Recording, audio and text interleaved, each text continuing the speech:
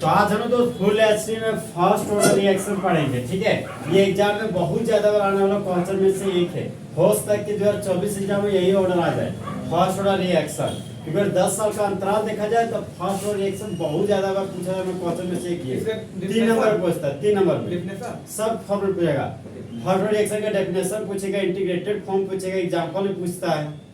यहाँ पर देखो, सबसे पहले हम फर्स्ट ऑर्डर रिएक्शन को डिफाइन करते हैं। तो कंसीडर किए एक जनरल रिएक्शन, जनरल रिएक्शन के रूप में सबस्ट्रेट के रूप में हम लोग रिएक्टेंट लिए। और हम लोग जानते हैं कि रिएक्टेंट दो प्रकार का, एक सबस्ट्रेट है, एक तुम्हारा रिएजेंट है। तो सबस्ट्रेट और रिएजेंट को एक साथ रिएक्टेंट बोलते हैं।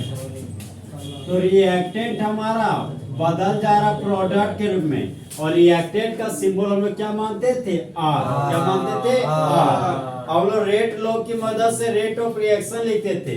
तो क्या बोल सकते हैं कि रेट ऑफ रिएक्शन बराबर rate constant, rate of reaction बराबर rate constant molar concentration of reactant. अगर पावर में 0 कर देंगे तो 0 ऑर्डर रिएक्शन हो जाएगा, अगर 1 करेंगे तो 1 ऑर्डर रिएक्शन, 2 कर देंगे तो 2 ऑर्डर रिएक्शन। तो कौन सा ऑर्डर पढ़ रहे हैं? 5 ऑर्डर रिएक्शन। तो पावर में 1। तो बोलो rate of reaction depends only on the molar concentration of reactant, then it is known as rate first order reaction. बोलो rate of reaction depends only on molar concentration of reactant, then it is known as first order reaction। अब देखो दोस्त, ये तेरा rate बराबर rate कौन से molar का, तो रिएक्टेंट का पावर 1 हो गया। ये तेरा रेट ऑफ रिएक्शन की मदद से तुम फर्स्ट ऑर्डर को इंडिकेट कर दिया। अब हम लोग फर्स्ट ऑर्डर रिएक्शन का देखो ग्राफ कैसे बनाएंगे। हाँ, ग्राफ तो हम लोग पढ़े मैथ में कि y बराबर mx प्लस c, जिसको बोलते हैं स्ट्रेट लाइन इक्वेशन। इसीलिए वही हमारा y बराबर mx प्लस c। देखो दोस्त, यहाँ पर कुछ नहीं है तो यहाँ प्लस 0 मान लीजिए, ठीक है। जहाँ पर c तेरा इंटरसेप्ट है, x तेरा एक्सिस है, y तेरा एक्सिस है। c तेरा इंटरसेप्ट है, x एक्सिस और m तेरा स्लोप है, समझा, और y तेरा एक्सिस है। तो हम लोग बनाने जा रहे ग्राफ। तो ग्राफ हम लोग अक्सर 2 एक्सिस का यूज करके बनाते हैं कि x एक्सिस और y एक्सिस। तो x एक्सिस और y एक्सिस के बीच के रिलेशन को हम लोग ग्राफ बोलते हैं। यहाँ पर ये की तरह x अक्ष, ये की तरह y अक्ष, यही पढ़ा होगा 10 में। तो x अक्ष में तुमको लेना मोलर कंसंट्रेशन ऑफ रिएक्टेंट। यहाँ पर ले लिए मोलर कंसंट्रेशन ऑफ रिएक्टेंट। याद है 0 ऑर्डर में जब यहाँ पर r नोट लेते थे, सॉरी r नोट लेते थे, हाँ r नोट लेते थे, तो हमारा इस तरह का ग्राफ बनता था, स्ट्रेट लाइन। तुम आज देखो ग्राफ में क्या हलचल होने वाला है।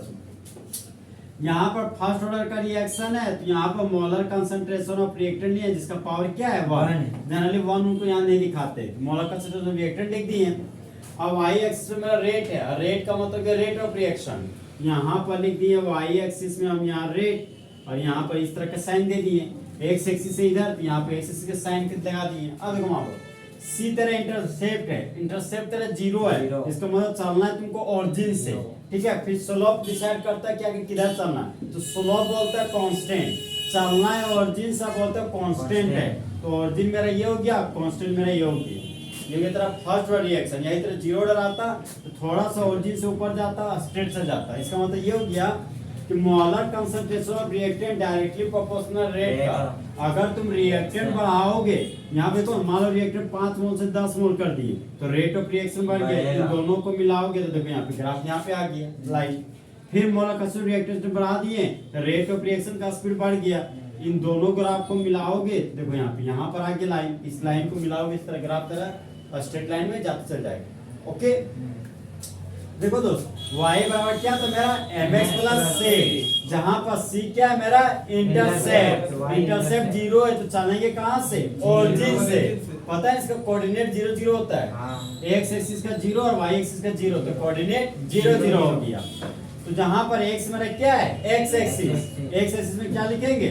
मोलर कंसंट्रेशन ऑफ रिएक्टेंट, और y एक्सिस में रेट। रेट बोले तो रेट ऑफ रिएक्शन, रेट बोले तो रेट ऑफ रिएक्शन। इंटरसेप्ट 0 है तो चलना कहाँ से, ऑरिजिन से। स्लोप कांस्टेंट है तो ऑरिजिन से क्या चलाएंगे, स्ट्रेट लाइन। ऑरिजिन से क्या चलाएंगे, स्ट्रेट लाइन, मतलब सीधा चल जाएंगे। तो यही मेरा फर्स्ट ऑर्डर रिएक्शन का क्या हो गया, ग्राफ। अब लोग दोस्त फर्स्ट ऑर्डर रिएक्शन का एग्जांपल पढ़ेंगे। क्या पढ़ेंगे दोस्त, एग्जांपल। तो बोलो रिएक्टेंट किसमें बदल गया, प्रोडक्ट में। तो रेट बराबर क्या हो गया, rate constant molar concentration of reactant to the power 1। वही मेरा रेट ऑफ रिएक्शन का जनरल फॉर्मेट हो गया, फर्स्ट ऑर्डर रिएक्शन का जनरल फॉर्मेट। अब देखिए हम एग्जांपल की ओर बढ़ रहे हैं। ये भी एग्जांपल बहुत खास है एग्जाम के लिए, खासम खास है। हाँ खासम खास, खासम खास सुना है क्या, मेरे में सुना। हाँ देखिए ये खासम खास एग्जांपल है। पहले एग्जांपल आपका 2 mole of N2O5, 2 mole of N2O5। अब देखो दोस्त N2O5 को हीट किए तो हम बताए थे आपको पहले भी कि जब कभी कार्बन और ऑक्सीजन दिखे ना तो उन दोनों के कॉम्बिनेशन से कार्बन डाइऑक्साइड बनता है। जिस तरह लड़का और लड़की के मिलने से रिश्ता बनता है, उसी तरह कार्बन ऑक्सीजन के मिलने से कार्बन डाइऑक्साइड बनता है। दोनों मिला के बोलते हैं ना रे। तो यहाँ नाइट्रोजन ऑक्सीजन लिखा तो कार्बन के जगह पर नाइट्रोजन लिख दिए, तो नाइट्रोजन और ऑक्सीजन के कॉम्बिनेशन से नाइट्रोजन डाइऑक्साइड बनता है। तो यहाँ पर लिख दिए नाइट्रोजन डाइऑक्साइड। अब ऑक्सीजन दिखा तो ऑक्सीजन का स्टेबल फॉर्म होता है आपका O2, तो ऑक्सीजन का स्टेबल फॉर्म O2 होता है, तो यहाँ पर लिख दिया O2। अब देखिए सबसे पहले हम लोग एलिमेंट बैलेंस करते हैं। नाइट्रोजन का 2 एटम है, यहाँ नाइट्रोजन की एक ही एटम दिखा तो बैलेंस करने के लिए 2 से मल्टीपल कर दिए। अब 2 नाइट्रोजन, 2 नाइट्रोजन, नाइट्रोजन बैलेंस हो गया। अब ऑक्सीजन पर हम लोग आते हैं। ये 2 नहीं है, 2 में 4 ऑक्सीजन है। अच्छा और 2 कितना हो गया, 6 और दे रहा 5, मतलब 5 से 6, ठीक है। ये देखो 2 नाइट्रोजन है, यहाँ 2 नाइट्रोजन है, ठीक है। ये देखो अब सिखाते हैं लोग, ये 2 है ना 2, ये 2 है ना तो ये 2 से तुम 2 से मल्टीपल कर देना, तब कितना नाइट्रोजन होगा तेरे पास 4। तो यहाँ कितना से मल्टीपल करोगे, 4 से। तो 4 नाइट्रोजन बैलेंस हो गया। 5 दूनी 10 ऑक्सीजन हो गया, 4 दूनी 8 और 2 10 ऑक्सीजन। इस तरह मेरा रिएक्शन क्या हो गया, बैलेंस। तो बोलो decomposition of dinitrogen pentoxide then main product obtain nitrogen dioxide and air. अब रेट लॉ की मदद से क्या लिखेंगे, रेट ऑफ रिएक्शन। तो बोलो रेट ऑफ रिएक्शन बराबर rate constant molar concentration of reactant. Reactant क्या है मेरा, N2O5। रुको देखिए दोस्त यहाँ पे रेट लॉ की मदद से क्या लिखे जा रहे हैं, रेट ऑफ रिएक्शन। तो रेट ऑफ रिएक्शन बराबर rate constant molar concentration of reactant. तो रिएक्टेंट आपको क्या है, डाइनाइट्रोजन पेंटाऑक्साइड। यहाँ पर लिख दिया डाइनाइट्रोजन पेंटाऑक्साइड। अब पावर में यहाँ 2 दिखा तो 2 मत लिख दीजिएगा, गलत हो जाएगा। क्योंकि हमारा जो फर्स्ट ऑर्डर रिएक्शन है ये तो ऑर्डर है, और ऑर्डर मेरा एक्सपेरिमेंटल कॉन्सेप्ट है। एक्सपेरिमेंट की मदद से हम लोग कैलकुलेट करते हैं। जब एक्सपेरिमेंट मदद से कैलकुलेट किया तो पावर में क्या देखा, 1। ये पावर में 1 दिखा तो ये किसका एग्जांपल है, फर्स्ट ऑर्डर रिएक्शन का। किसका एग्जांपल है, फर्स्ट ऑर्डर रिएक्शन का। अब देखिए दोस्त हम नेक्स्ट एग्जांपल ले रहे हैं। नेक्स्ट एग्जांपल है मेरा N2O। क्या है दोस्त आपका, N2O। N2O को बोलते हैं लाफिंग गैस। कौन सा गैस, लाफिंग गैस। एक ऐसा गैस जिसको स्मेल करने पर ही हंसते रह जाएंगे, वही आपका क्या है, लाफिंग गैस। तो लाफिंग गैस को डिकम्पोज कर रहे हैं, मतलब डिकम्पोज का मतलब तोड़ना, तोड़ना का मतलब टू ब्रेक, टू ब्रेक का मतलब डिसोसिएट, ठीक है। तो डाइनाइट्रोजन मोनोऑक्साइड को तोड़ने जा रहे हैं। तोड़ना का मतलब हीट का साइन देना। अब नाइट्रोजन को तो स्टेबल फॉर्म क्या होता है, N2। तो यहाँ पर लिख दिए N2। ऑक्सीजन का स्टेबल फॉर्म क्या होता है, O2। तो यहाँ पर लिख दिए O2। अब नाइट्रोजन का 2 एटम है ना, यहाँ पर 2 से मल्टीपल कर दीजिए, ठीक है। तो 2 दूना 4 नाइट्रोजन, यहाँ पर 2 नाइट्रोजन, तो बैलेंस करने के लिए 2 से मल्टीपल। 2 ऑक्सीजन, 2 ऑक्सीजन, ऑक्सीजन क्या हो गया, बैलेंस। तो ये मेरा डाइनाइट्रोजन मोनोऑक्साइड है, जिसको क्या बोलते हैं, नाइट्रस ऑक्साइड भी। क्या बोलते हैं, नाइट्रस ऑक्साइड भी। जैसे हम बताए थे कि HNO2 इसको बोलते हैं नाइट्रस एसिड, एक होता है HNO3, इसको बोलते हैं नाइट्रिक एसिड, समझे। एक होता है आपका H2SO3, इसको बोलते हैं सल्फ्यूरस एसिड, सल्फ्यूरस एसिड। एक होता है आपका H2SO4, इसको बोलते हैं सल्फ्यूरिक एसिड। तो आज मेरे पास N2O है, तो कौन से नाइट्रस ऑक्साइड, कौन सा ऑक्साइड, नाइट्रस ऑक्साइड। इसी का एक और नाम है डाई नाइट्रोजन मोनोऑक्साइड, कौन सा ऑक्साइड, डाई नाइट्रोजन मोनोऑक्साइड। तो रेट लॉ की मदद से क्या लिखने जा रहे हैं, रेट ऑफ रिएक्शन। तो बोलिए रेट ऑफ रिएक्शन बराबर rate constant molar concentration of reactant. तो रिएक्टेंट की जगह पर क्या लिखिएगा, नाइट्रस ऑक्साइड। इसको क्या पढ़ते हैं, डाई नाइट्रोजन मोनो ऑक्साइड। देखिए डाई नाइट्रोजन मोनो ऑक्साइड, यहाँ पर लिख दिए N2O। अब देखिए तो हम बोले ये मेरा फर्स्ट ऑर्डर का रिएक्शन का एग्जांपल है, तो स्टोइकोमेट्रिक कोएफिशिएंट 2 है, तो पावर 2 मत कर दीजिएगा, गलत हो जाएगा आपका। तो पावर में आपका क्या जाएगा 1। अगर पावर मेरा 0 होता तो 0 ऑर्डर रिएक्शन का एग्जांपल होता। आज मेरा पावर 1 है, तो किसका एग्जांपल हो गया, फर्स्ट ऑर्डर रिएक्शन का। अब देखो दोस्तों नेक्स्ट एग्जांपल हम ले रहे हैं H2O2, कौन सा O2, H2O2। इसको क्या पढ़ते हैं, हाइड्रोजन पर ऑक्साइड, कौन सा ऑक्साइड, हाइड्रोजन पर ऑक्साइड। अब देखिए हाइड्रोजन पर ऑक्साइड क्या होता है, दो ऑक्सीजन है, यहाँ पर लिखिए दो ऑक्सीजन होना चाहिए, ऑक्सीजन ऑक्सीजन के बीच सिंगल बॉन्ड का लिंकेज होना चाहिए। मतलब दो ऑक्सीजन अगर सिंगल बॉन्ड से जुड़े हुए हैं उसको बोलते हैं परऑक्सी लिंकेज या परऑक्साइड बॉन्ड। क्या बोलते हैं, परऑक्साइड बॉन्ड। अब दो हाइड्रोजन बचा तो एक हाइड्रोजन इधर चिपका दिए, एक हाइड्रोजन इधर चिपका दिए, और हाइड्रोजन हमेशा सिंगल बॉन्ड बनाते हैं, एक बॉन्ड एक बॉन्ड। ये हो गया आपका परऑक्साइड बॉन्ड। इसी परऑक्साइड बॉन्ड का नाम क्या है, हाइड्रोजन परऑक्साइड। नाम क्या दोस्त, हाइड्रोजन परऑक्साइड। जो हम बोलते थे ना एंटी मार्कोनिको में, क्या एंटी कहा कि बिहार की नाम पारो, पारो का मतलब यही परऑक्साइड था H2O2। अब हाइड्रोजन परऑक्साइड को हीट करने जा रहे हैं। देखिए दो है ना, तो दो से आप मल्टीपल कर दीजिए, ओके। हाइड्रोजन और ऑक्सीजन के कॉम्बिनेशन से क्या बनता है, वाटर का मॉलिक्यूल। यहाँ पर वाटर का मॉलिक्यूल बना दिए। ऑक्सीजन का स्टेबल फॉर्म क्या होता है, O2, तो यहाँ पर लिख दिए O2। अब ये 4 हाइड्रोजन, यहाँ पर 2 ही हाइड्रोजन दिखा, तो 2 से क्या कर दिए मल्टीपल। 4 हाइड्रोजन 4 हाइड्रोजन बैलेंस हो गया आपका। 2 ऑक्सीजन और यहाँ पर हो गया आपका 2 ऑक्सीजन, 4 ऑक्सीजन। इधर देखिए 2 ने 4 ऑक्सीजन, मतलब ऑक्सीजन भी आपका क्या हो गया, बैलेंस।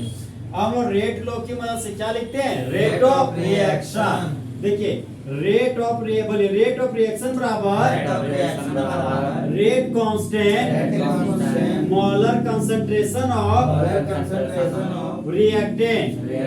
रिएक्टेंट में क्या लिए, H2O2। क्या लिए दोस्त, H2O2। H2O2 क्या पढ़ते हैं, हाइड्रोजन और ऑक्साइड। अगर पावर 0 लिख देते तो कौन सा ऑर्डर था, 0 ऑर्डर। ये कौन सा किसके एग्जांपल आप पढ़ रहे हैं, फर्स्ट ऑर्डर।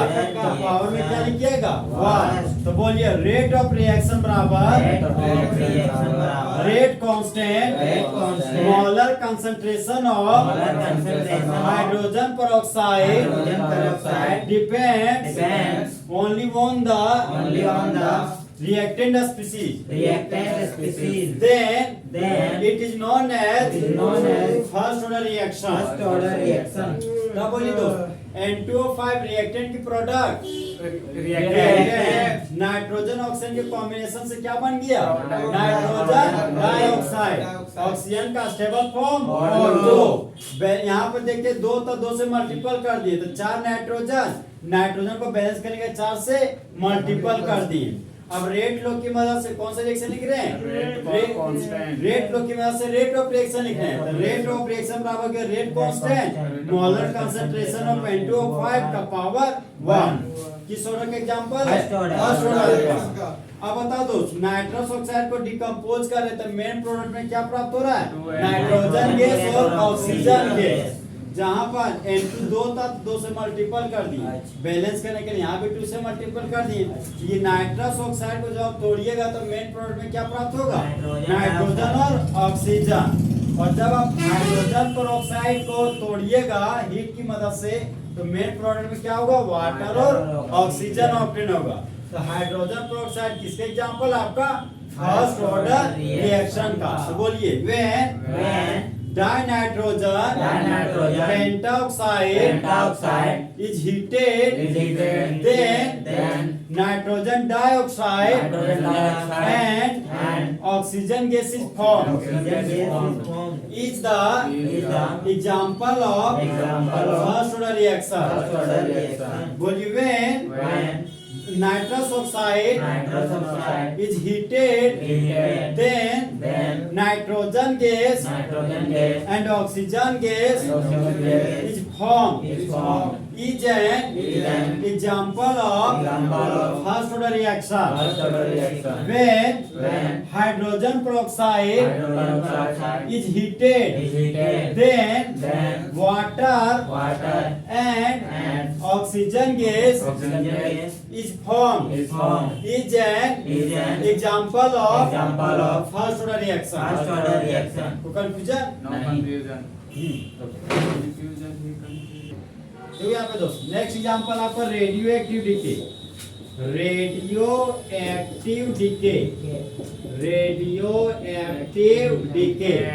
इसी को डीके के जगह पर डिसइंटीग्रेशन भी लिखा रहता है, चाहे इंटीग्रेशन भी लिखा हुआ रहता है। डीके का देखो रेडियो एक्टिव एलिमेंट पढ़ा है ना, वही तरह रेडियो एक्टिव डीके पूछता है एग्जाम में। क्या जानते हो कि radio decay is an example of zero order reaction, first order reaction, second order reaction. कौन सा ऑर्डर का रिएक्शन मानोगे? First order reaction. याद रखना रेडियो एक्टिव डीके किससे एग्जांपल? फर्स्ट ऑर्डर रिएक्शन का। रेडियो एक्टिव डीके किससे एग्जांपल? फर्स्ट ऑर्डर रिएक्शन का। देखिए इसका मतलब क्या होता है, रेडियो एक्टिव एलिमेंट सुना होगा, जैसे रेडियो एक्टिव एलिमेंट हो गया तेरा पोलोनियम, रेडियम हो गया जिसकी डिस्कवरी मैडम क्यूरी की थी, ठीक है। पोलोनियम हो गया, रेडियम हो गया, आपका स्टेटिन हो गया, एक सुनोगे रेडोन, ये सभी आपका रेडियो एक्टिव एलिमेंट है। एक ऐसा एलिमेंट चाहे वो खास एलिमेंट जिसको तोड़ने पर अल्फा, बीटा और गामा रेज रिलीज होता, उसी को बोलते हैं रेडियो एक्टिव एलिमेंट। सॉरी हाँ भाई radio active element. Radio active element जब टूटता है ना तो उसी के लिए डीके यूज किया गया, तो उसी क्या बोलते हैं? Radioactive decay. फिलहाल इसी को याद रखिएगा कि रेडियो एक्टिव डीके आपका फर्स्ट ऑर्डर रिएक्शन का एग्जांपल। ओके रुकिए देखिए दोस्तों अब हम सब फुल एचडी में integrated expression first order reaction का लिखने जा रहे हैं। ये भी एग्जाम में पूछा होता है। हाँ, integrated expression equation of first order reaction, यही 3 नंबर में पूछा हुआ, समझे? सबसे तो यही क्वेश्चन पूछा जो आपके आंख के सामने।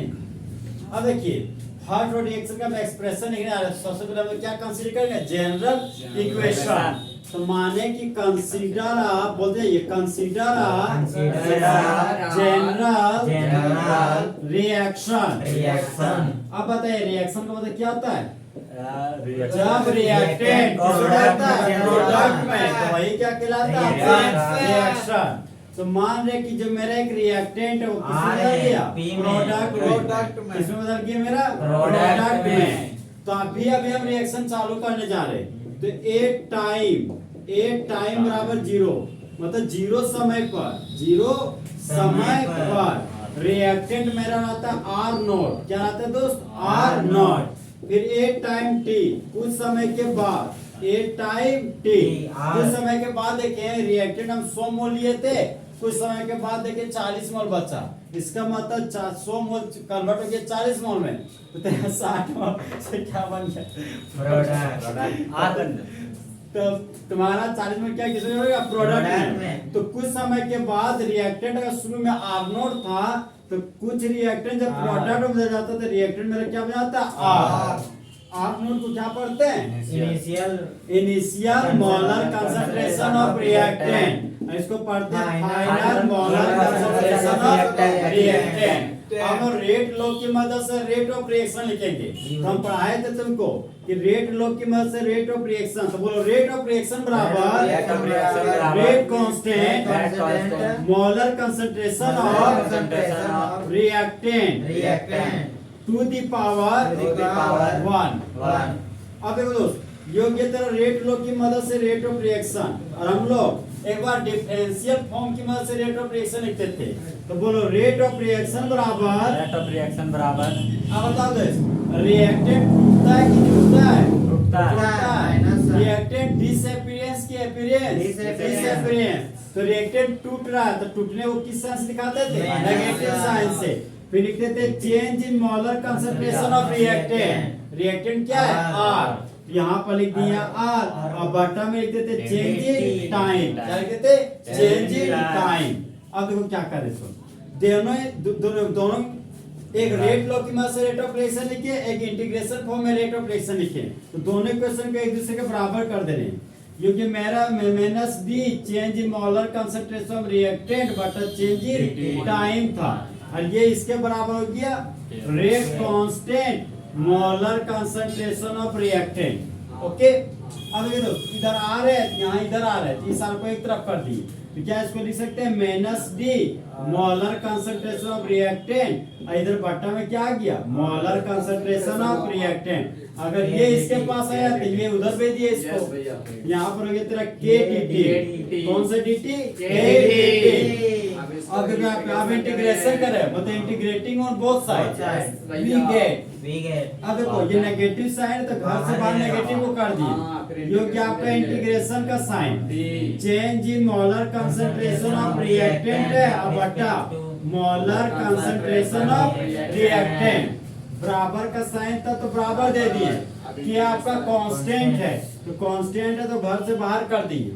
इंटीग्रेशन का साइन दिया dt था तो यहाँ पर लिख दिए dt। अब देखिए दोस्त हम लोग बहुत पहले मैथ में लोग पढ़ते हैं कि log dx बटा x बराबर log x होता है। पढ़ा है क्या? हाँ भैया। log dx बटा x बराबर क्या होता है? log x।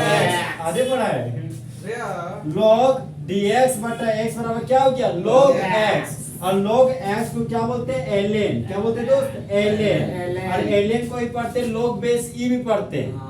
ln क्या तेरा? log base e। यहाँ पर मेरा आ रहा था log x, क्या आ रहा था दोस्त? log x। तो log x को हम लोग ln बोले थे तो माइनस का साइन था तो माइनस दे दिए, log के लिए ln दे दिए। देखो यहाँ पे हम अभी बताए थे आपको इंटीग्रेशन ऑफ dx बटा x बराबर क्या होता है? log x। और log x तो क्या लिखते हैं? ln। और x के जगह पर लिखेंगे मोलर कंसंट्रेशन ऑफ रिएक्टेंट। ये हो गया आपका मोलर कंसंट्रेशन ऑफ रिएक्टेंट। बराबर था तो बराबर का साइन दे दिए, k है आपका तो यहाँ पर k का साइन दे दिए। हाँ अब देखिए दोस्तों LNT नहीं, अब देखिए हम लोग ये भी फॉर्मूला पढ़े इंटीग्रेशन ऑफ dx बराबर x। इंटीग्रेशन ऑफ dx बराबर क्या होता है? x। इंटीग्रेशन ऑफ dx बराबर x होता है तो x का मतलब यहाँ पर t बचा, यहाँ पर क्या हो गया आपका kt। क्या बचा दोस्त? kt। अब यहाँ पे आप हाँ बोलिए। मैथ में इंटीग्रेशन और डी रहता तो कट जाता था, मतलब dx रहेगा। हाँ तो इंटीग्रेशन और dx बराबर आपका x होता है, समझे? और फिर डी रहेगा तो नहीं होगा। नहीं अब याद रखिएगा इंटीग्रेशन dx बराबर x होता है जहाँ पर x के अब आप टाइम ले रहे हैं। ओके तो टाइम के जगह पे x का यहाँ पे सिर्फ टाइम बैठा दिए। इंटीग्रेशन का यूज किए यहाँ पे, इसलिए हम इंटीग्रेशन कांस्टेंट लेंगे। इंटीग्रेशन कांस्टेंट क्या यूज करेंगे हम लोग? i। क्या यूज करेंगे? i, जो कि आपका इक्वेशन नंबर 1। क्या होगा दोस्त आपका? Equation number 1। अब देखिए फिर से हम आगे बढ़ रहे हैं। अरे बंद हो जाता है। ये तो हो गया आपका इक्वेशन नंबर 1। अब देखिए दोस्त इक्वेशन नंबर 1 ये आपका हो गया, और हम लोग अभी अभी पढ़े थे इफ r जान r तो मोलर कंसंट्रेशन ऑफ r के जगह पर r नॉट पुट करना है। क्या पुट करना है? r not. और जहाँ पर t है ना, t आपका टाइम है, टाइम आपको क्या लेना है? 0। अरे जो शुरू में क्वेश्चन किया था वही है मेरा। हम बोले थे कि 0 समय पर मेरा initial molar concentration of reactant है और कुछ समय के बाद मेरा रिएक्टेंट क्या होता है? जहाँ पर r नॉट मेरा initial molar concentration of reactant है और आपका final molar concentration of reactant है। ठीक है, माइनस ln था तो यहाँ पर लिखिए माइनस ln। r के जगह पर हमको r नॉट पुट करना है तो यहाँ पर लिख दिया हम r नॉट। फिर बराबर का साइन था तो यहाँ पर लिख दिया बराबर, k था तो यहाँ पर लिख दिए k। टाइम के जगह पर 0 पुट करना है तो यहाँ पर लिख दिया 0। प्लस i था तो यहाँ पर लिख दिया प्लस i। तो k गुना 0 0। ये यहाँ मेरे पास क्या बचा? छुछे i। क्या बच गया? छुछे i। और ये क्या तेरे इक्वेशन नंबर 2। फिर हम लोग इक्वेशन 1 और 2 को एक दूसरे से क्या करते हैं? कंपेयर। और कंपेयर करने रहे माइनस ln था तो यहाँ पर लिख दिए माइनस ln। फिर माइनस ln के बाद मोलर कंसंट्रेशन ऑफ r था तो यहाँ मोलर कंसंट्रेशन ऑफ r लिख दिए। बराबर का साइन था तो बराबर दे दिए, केटी था तो यहाँ पर क्या लिख दिए, केटी लिख दिए। आई के जगह पर हमको minus L N R naught प्राप्त है, यहाँ पर minus L N R naught लिख सकते हैं। अब देखिए दोस्त, ये minus L N R naught को इधर भेज देंगे तो प्लस प्लस वाला फॉर्मेट वाला, जैसे केटी बराबर हो सकता है केटी बराबर माइनस फॉर्मेट को इधर लाए तो प्लस फॉर्मेट में आ जाएगा, तो बोल सकते हैं L N R naught minus L N R. समझ में आया रहीला? देखो यहाँ पे अरे कुछ नहीं किए, यहाँ केटी है, ये माइनस है, माइनस किधर में तो प्लस आया, तो क्या बोल सकते हैं कि केटी बराबर L N R naught minus L N, अरे इस तरह ई है ऐसे, अब कैसा खोपड़ी में माइनस इधर किया तो प्लस फॉर्मेट में आ गया, L N R naught minus L N R तो माइनस एल एन आर लिख गया, बराबर केटी तो बराबर केटी लिख गया। इसी चीज को क्या इस तरह नहीं बोल सकती है कि केटी बराबर L N R naught minus L N R. हम लोग ये भी फॉर्मूला में से पढ़े कि log a minus log b बराबर log a बटा b, log a बटा b। तो ln r not minus ln r है, इसको log a बटा b के फॉर्मेट में लिखना है। तो जहां पर log तेरा क्या है ln, log क्या है दोस्त तुम्हारा ln, ln नहीं ln log log उसको क्या पढ़ते हैं log बेस e, क्या पढ़ते दोस्त log बेस e है ना। हाँ देखिए यहाँ पे अब kt था तो यहाँ पर लिख दिए kt इक्वल टू का साइन था तो इक्वल टू का साइन दे दिए, log a minus log b बराबर log a बटा b है, तो log a बटा b बोल रहे हैं तो log का साइन ln लेना है, a बटा b का मतलब कि ऊपर में r नॉट और नीचे में होगी बटा में क्या आपका r, यहाँ बटा में लिखिए दोस्त r। अब देखिए दोस्त ये आपका log बेस e है, ये आपका क्या है log बेस e।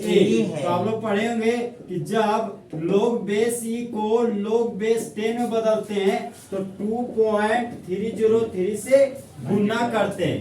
जब कभी भी log बेस e को log बेस 10 में कन्वर्ट करना होता है तो हमेशा 2.303 से गुना करते हैं। तब देखिए log बेस e को log बेस 10 में बदलने जा रहे हैं, केटी था दोस्तों यहाँ पर लिख दिए केटी बराबर का साइन था तो बराबर का साइन दे दिए। अब log बेस e को log बेस 10 में बदल जा रहे तो बोले 2.303 से गुना करेंगे, log बेस e को क्या लिख सकते हैं log बेस 10।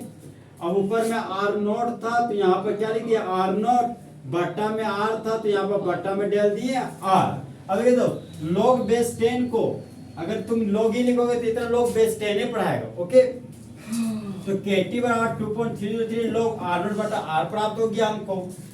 तो क्या हम बोल सकते हैं कि k बराबर 2.303 t नीचे चला जाएगा, k बराबर 2.303 t नीचे आ गया तो बटा t हो गया।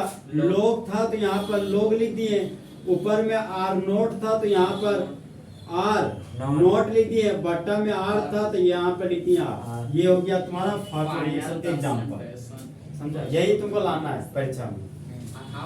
के बराबर हाँ अरे के बराबर क्या हो गया 2.303 बटा टी log r नोट बटा r, वेयर के बराबर रेट कांस्टेंट, टी बराबर time in second and minute, R nought बराबर initial molar concentration of reactant, R बराबर molar concentration of reactant at time T.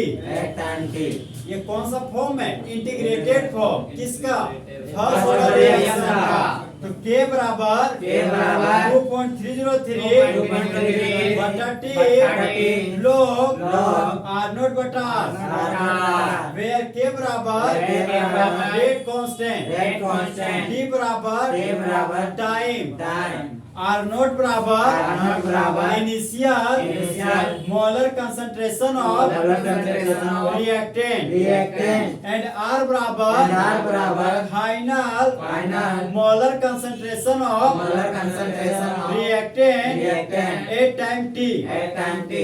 कौन सा फॉर्मेट है integrated rate equation. बोलिए के बराबर 2.303 बटा टी log आर नॉट बटा वेयर के बराबर रेट कांस्टेंट टी बराबर time in second and minute R nought बराबर initial molar concentration of reactant R बराबर molar concentration of reactant at time T.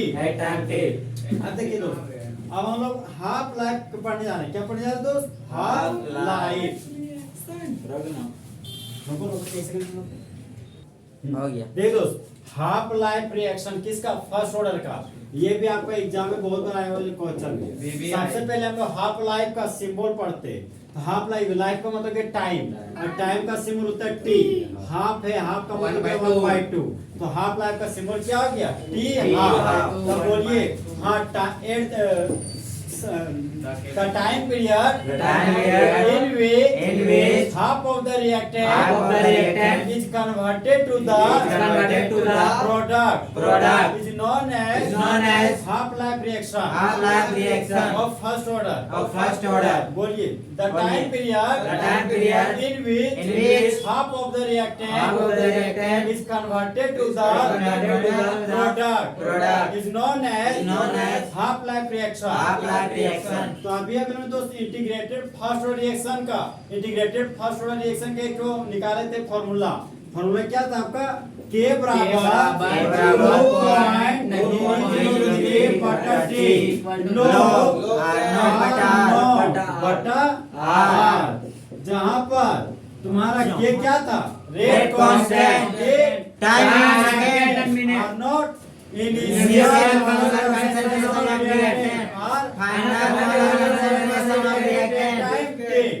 आपको टी हाफ निकाला, तो जहां पर टी है दोस्त वहां पर टी हाफ पुट करना है। क्या पुट करना है? T half. जहां पर आर है आपको वहां पर आर नोट 2 पुट करना है। क्या पुट करना है? R naught 2।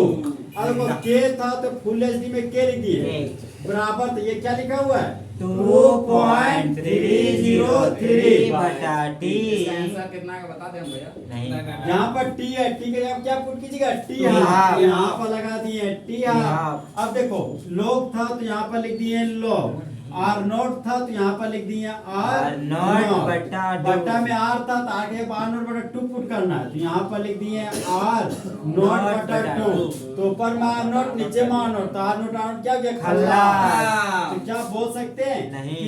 के बराबर 2.303 टी हाफ। अच्छा देखा। अब टी हाफ को यहाँ भेजो तो के तेरे यहाँ जाएगा, तो क्या बोल सकते हैं? टी हाफ बराबर के।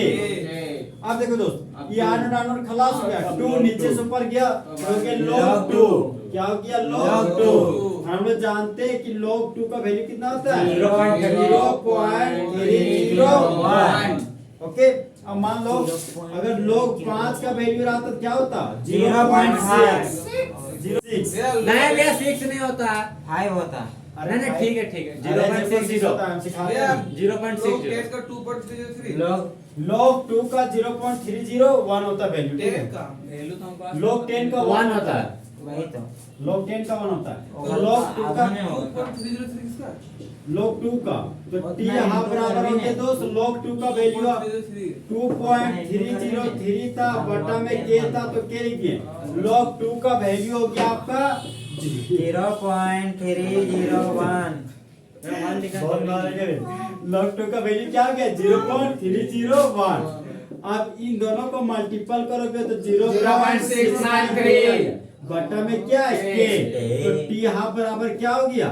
0.693 के। इसकी मदद से निकाले फर्स्ट ऑर्डर रिएक्शन के मदद से। अब बताइए तो फर्स्ट ऑर्डर रिएक्शन का फॉर्मूला बोलिए। के बराबर 2.303 बटा log r बटा r।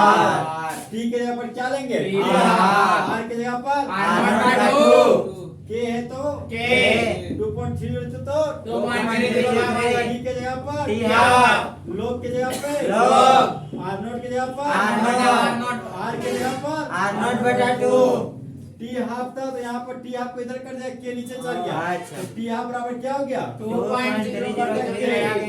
टी आर नॉट खला खला। नीचे चल गया ऊपर log 2 log 2 का वैल्यू 0.01 तो टी हाफ बराबर 0.69 तो बोलिए the time period The time period in which half of the reactant is converted to the